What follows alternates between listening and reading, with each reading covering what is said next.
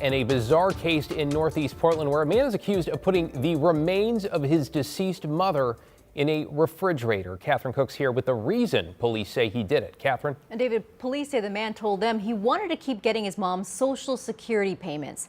He said his mom had only been dead for 2 days when officers came to his door. It's definitely shocking. I mean, yeah. Madeline Bacon just learned what brought police and the coroner to her apartment building near Northeast 28th and Halsey last week. It's unsettling for sure. According to court documents, Portland police found the body of a 104-year-old woman in a refrigerator inside Richard Vineyard's apartment, noting the woman was his mother. Court documents say she'd passed away January 19th and that Vineyard told police he'd planned to keep her in the refrigerator to conceal her death as long as possible.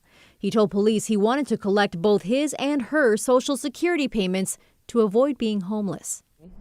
Definitely just really makes you think about like the state of the world and what everybody's going through, that people are that desperate, you know, and that was the best option, you know, that was maybe the only option in order to have a place to live or something, you know. Court documents say police learned about the alleged scheme from Vineyard's brother, who reported it, triggering a welfare check.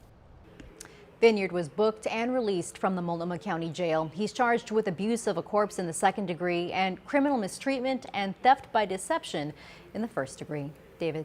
Catherine Cook with our top story there. Thanks, Catherine.